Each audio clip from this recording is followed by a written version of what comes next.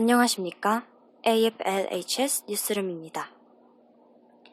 오늘의 이슈, 범죄자의 연인 검거, 괴텐의 공범, 퇴트게스 기자 순으로 오늘의 이슈를 정리해 보았습니다. 본문으로 넘어가시죠. 오늘의 이슈는 범죄자의 연인 검거라는 이슈인데요. 최근 범죄를 저지른 루트비 괴텐이라는 범법자 기억하십니까? 수배 지령까지 내려진 그 괴텐이 한 축제에서 모습을 비춘 이후 종적을 감추었다고 합니다. 경찰들은 추적 끝에 그 배후에 한 여성이 있다는 것을 발견했습니다. 이 여성과 괴텐은 축제에서 연을 맺은 연인 관계인 것으로 추정되며 여성은 자신의 집 구조를 잘 알고 있어 사람들의 눈에 띄지 않고 괴텐의 도주를 도울 수 있었다고 합니다. 게다가 선물로 받은 별장의 열쇠를 괴텐에게 넘겨주기까지 했습니다. 경찰들은 수사 끝에 지난 2월 21일 여성을 여성의 집에서 검거하였습니다. 여성이 경찰에 의해 집 밖으로 나오는 모습입니다. 그 유명한 범죄자 괴텐의 연인이라는 화제성에 걸맞게 많은 기자들이 여성의 집 앞에 줄을 섰습니다. 화면 자료를 보시죠.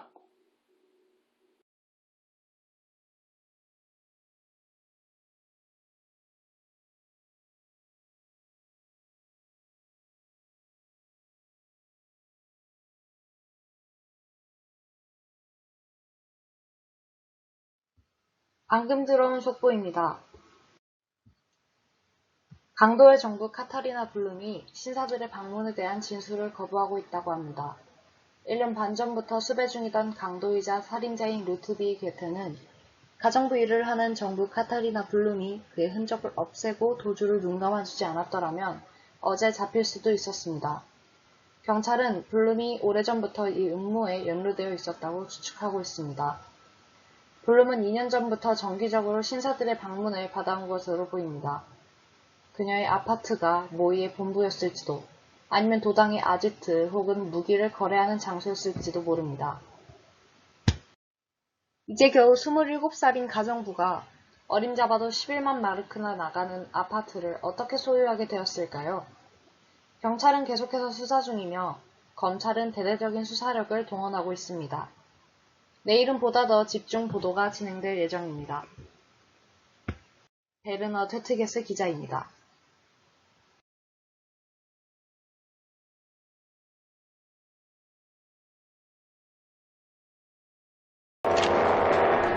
Frau Blum, zum Verhör.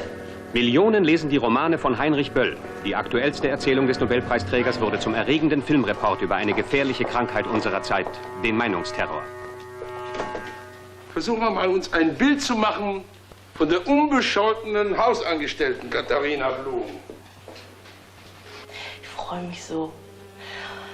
Ich habe ein bisschen Angst. Angst? Wovor? Weiß ich nicht, wenn ich das wüsste, dann hätte ich hier keine Angst.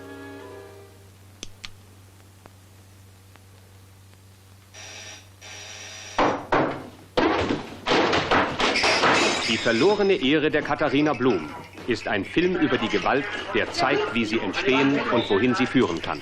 Aber Katharina ist nicht zu helfen, mir ist noch zu helfen. Sie lässt sich einfach nicht helfen. Das Haus wird seit gestern Abend observiert. Wenn er nicht hier ist, weit kann er nicht sein. Aber wir kriegen ihn bald. Und wenn du nicht willst, dass er zum Krüppel geschossen wird, dann sag uns lieber gleich, wo er ist.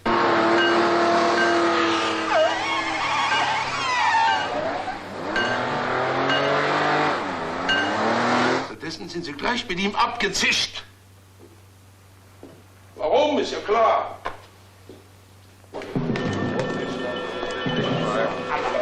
wir müssen den Kollegen und der Presse Gelegenheit geben, ihrer Informationspflicht nachzukommen. Der Sport, ja, bitte. Oh, vielen Dank. Sagen Sie, halten Sie eigentlich Ihr Dienstmädchen eines Verbrechens für fähig? Wieso? Welches Verbrechen nicht? Ich halte jeden Menschen eines Verbrechens fähig. Auch mit diesem Herrn habe ich ein paar Mal getanzt. Wir wollen doch nicht persönlich werden, Frau Blum. Bitte beschränken Sie sich inhaltlich darauf, was Sie gefragt werden, ja? Hat er dich denn gefickt? Die verlorene Ehre der Katharina Blum ist die Geschichte einer Empörung. Ein sanfter Mensch schlägt um sich. Eine unbescholtene Frau wird zum Schlagzeilenobjekt einer Skandalzeitung. In der Story ist noch viel drin. Nur müssen wir jetzt gleich was nachschießen. Nachschießen, Mädchen. Immer nachschießen, sonst vergessen die Leute dich. Volker Schlöndorff, deutscher Regisseur mit internationalem Prestige, machte aus einem wichtigen Buch einen wichtigen, provozierenden Film.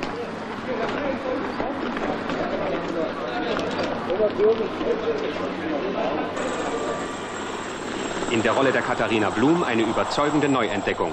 Angela Winkler. Wo ist Ludwig? Was ist mit Ludwig? Die verlorene Ehre der Katharina Blum. Ein großer Film für ein großes Publikum.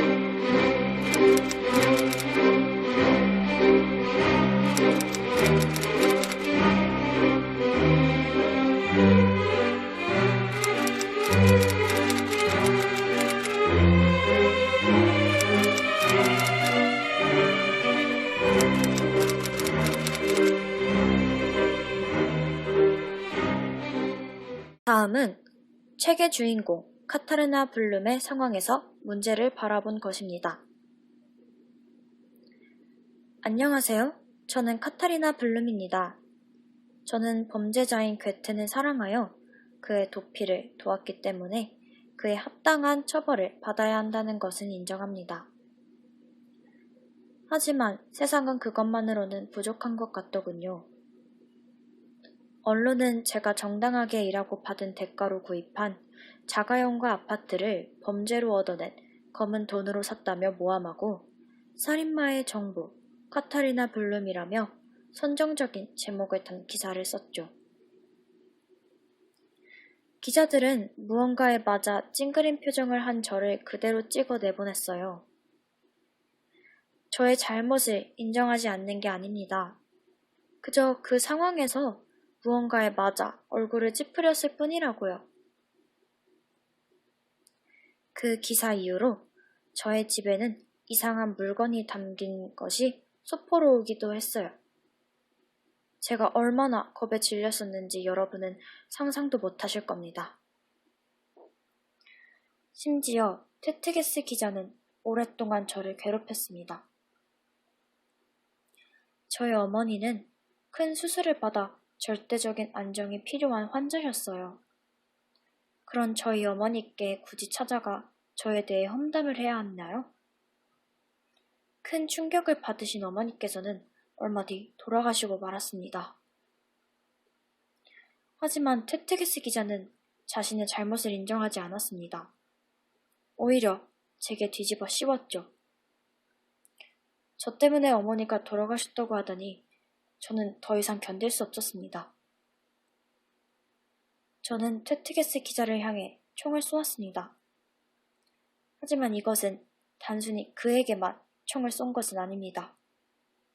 저는 저를 공격하는 사회를 향해 방아쇠를 당긴 겁니다.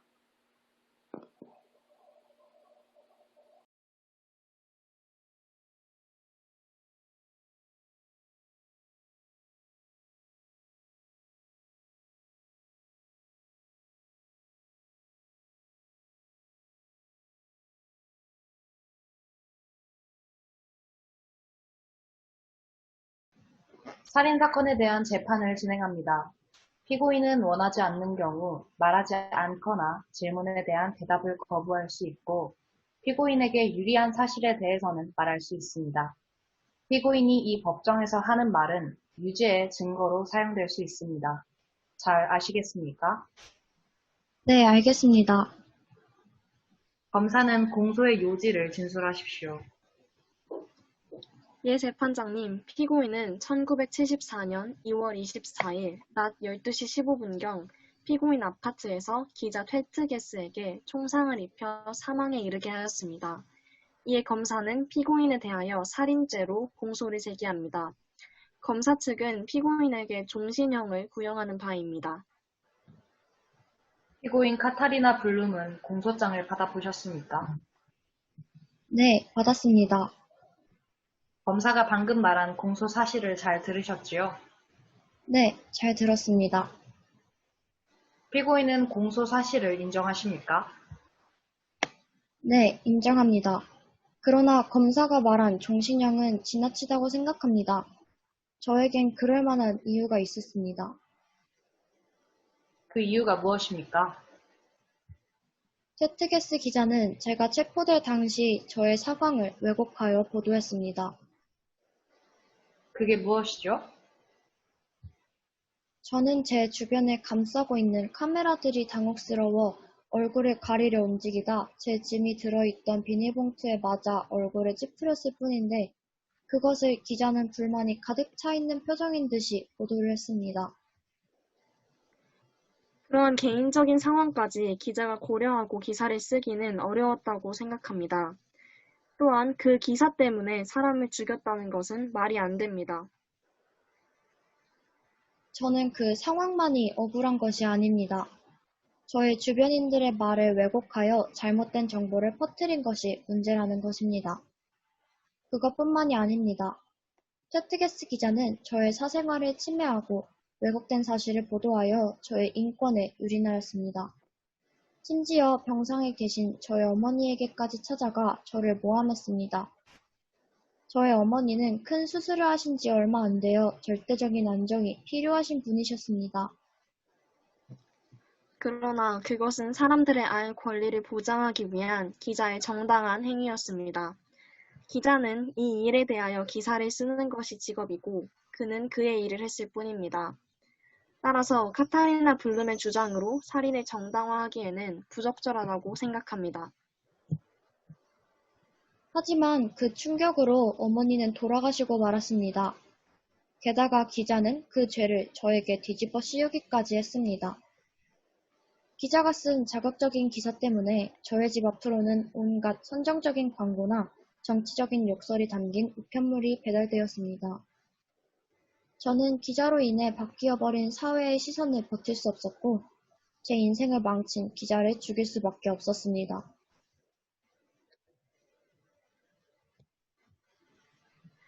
그러나 살인은 어떠한 이유에서도 정당화될 수 없습니다.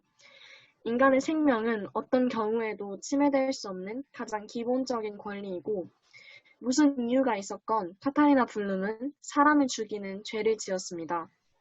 따라서 블룸이 이 죄에 대해 마땅한 벌을 받아야 한다고 생각합니다. 저는 종신형이 아닌 5년형이 적당한 형이라고 생각합니다. 제가 살인을 한 것은 맞지만 그것은 정당방위였다고 생각합니다. 사람을 죽였는데 5년이라뇨. 말도 안 됩니다. 이건 신성한 법을 모욕하는 일입니다. 진정하십시오. 지금부터 피고인 카타리나 블룸에 대한 살인 사건의 판결을 선고하겠습니다. 카타리나 블룸에게는 여러분은 카타리나 블룸에게 몇 년의 형을 구형해야 한다고 생각하십니까?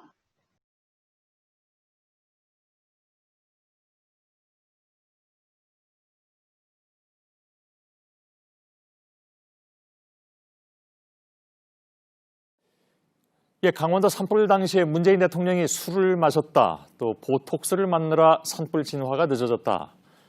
청와대는 명백한 가짜뉴스이자 허위사실 유포라고 규정하고 강력한 법정 대응을 예고했습니다. 지목된 곳은 유튜브 채널 2곳인데 해당 유튜버들은 언론의 자유를 주장하고 있습니다.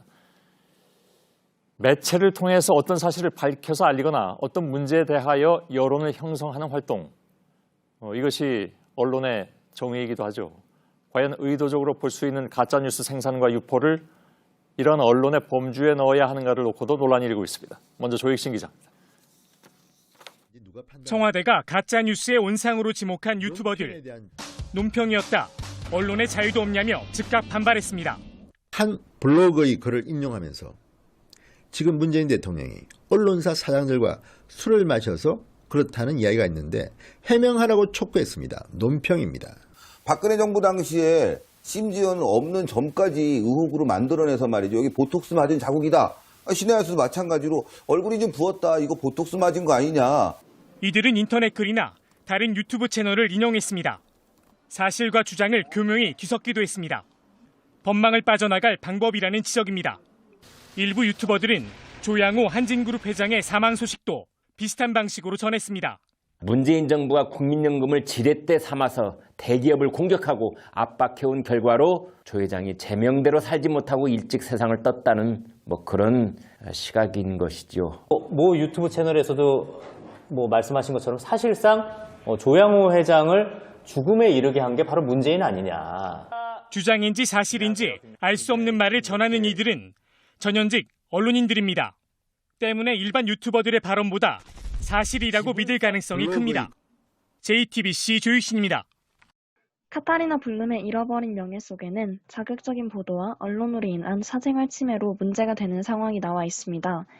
이러한 모습이 오늘날 가짜뉴스로 많은 사람들이 피해를 입는 것과 비슷하다고 생각하여 가짜뉴스에 대해 알아보고자 합니다. 먼저 가짜뉴스란 뉴스의 형태를 띠고 있지만 실제 사실이 아닌 거짓된 뉴스로 어떠한 의도를 가지고 조작되거나 거짓 정보를 유포하는 것을 뜻합니다. 2010년대 이후로 인터넷이 발달하고 사회관계망 서비스가 급속히 확산됨에 따라 언론사가 아닌 개인들이 사실이 아닌 내용을 진짜 뉴스처럼 퍼뜨리는 사태가 많이 일어나면서 가짜뉴스가 사회 문제로 대두되고 있습니다. 가짜뉴스의 유형에 대해 알아보자면 가짜뉴스라는 용어를 단순 사실 전달에서의 착오, 과장보도, 해석상 오류, 유언비어, 비판적 저널리즘의 한 장르인 풍자적 페이크 뉴스 등까지 포괄적으로 사용하는 경향이 있습니다. 하지만 가짜뉴스와 잘못된 정보는 분명 다른 개념이기 때문에 용어를 정확하게 정립하고 다른 각도에서 접근할 필요가 있다고 생각합니다. 가짜뉴스의 사례에는 구체적으로 어떤 것이 있는지 알아보자면 우선 정치적인 목적으로 의도를 가지고 가짜뉴스를 만들어내는 경우가 있습니다. 예를 들면 PPT 왼쪽에 나와 있는 것처럼 여성이만 있는 집을 많은 남성이 장시간 수석했다는 가짜뉴스는 사실 자택에 아들도 있었으며 수사관과 변호인에 다수 여성이 포함된 상황이었다는 것이 밝혀졌습니다. 또한 촛불 집회에서 200만 명 이상이 참가하였다는 친문 단체와 관련 매체의 주장은 당시 현장 주변 지하철 하차 시민 전체 인구만 해도 10만 명밖에 불과하지 않았으며 200만 명은 강남 4구 총 인구에 달하는 수라는 것이 밝혀지면서 터무니없는 가짜뉴스임이 드러났습니다. 이러한 사례의 경우 언론을 정치적으로 악용하여 자신의 이익을 위해 여론을 조작하기 위한 가짜뉴스임을 알 수 있습니다.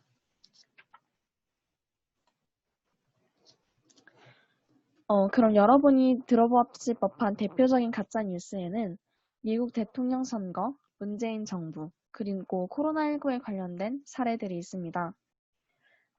미국 대선 시기에 여러 가짜뉴스에 대해서는 여러분도 접해보셨을 텐데요. 교황이 트럼프를 지지했다거나 클린턴의 이슬람 국가 이메일 유출, 클린턴의 이슬람 국가 대상 무기 판매 등 트럼프와 클린턴에 관련된 가짜뉴스가 페이스북을 통해 활발하게 퍼졌습니다. 또한 이러한 가짜뉴스는 코로나19 사태에서도 예외는 아니었습니다. 홍삼과 흑마늘이 코로나 예방과 치료에 좋다. 마트 화장실에 중국 국기가 그려진 피 묻은 마스크가 있다 라든지 콧물과 가래가 있으면 코로나가 아니다. 바이러스는 열에 약하기 때문에 뜨거운 물을 마시면 코로나가 낫는다. 이러한 가짜뉴스가 끊임없이 돌아다녔고 이것들 모두 아무 근거가 없는 이야기임이 밝혀졌습니다.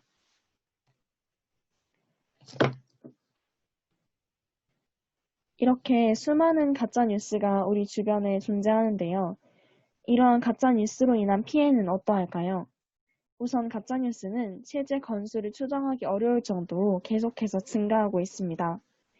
또한 그 방법 또한 정교해지고 있는 만큼 이러한 가짜뉴스가 국민들의 판단력을 흐리고 정보 구별에 있어서 불편해질 것이라고 예상합니다. 또한 가짜뉴스의 경제적 비용만 총 30조 900억 원이 되는 등 사회적 손실이 막대합니다. 그렇다면 이러한 가짜뉴스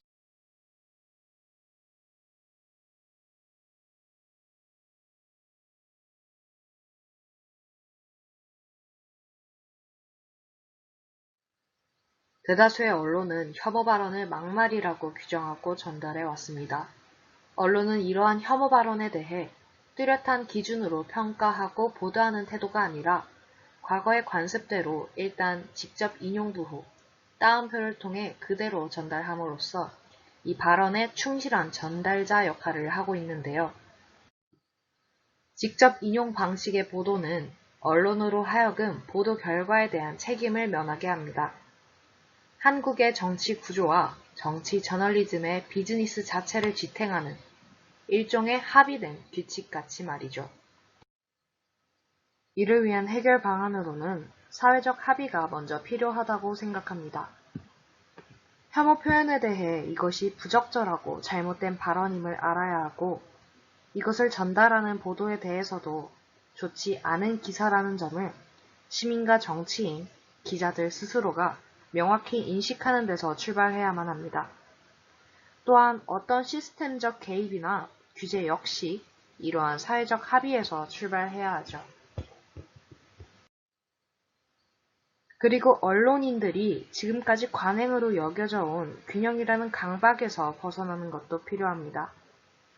서로 다른 양극단의 주장을 소개하는 균형에 대한 새로운 기준과 감각을 만들어 나가 다양한 시각에서의 보도로 시민들의 중립을 만들어 주어야 합니다. 무엇보다도 공감 능력을 어떻게 키울 것인지가 관건인데요.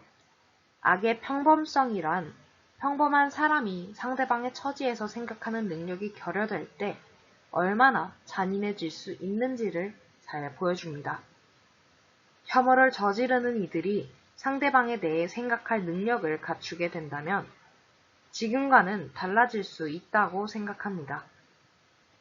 민주주의도 정치도 경제도 사회도 우리가 함께 살아가야 할 공동체는 변화된 개인에 기초하기 때문입니다.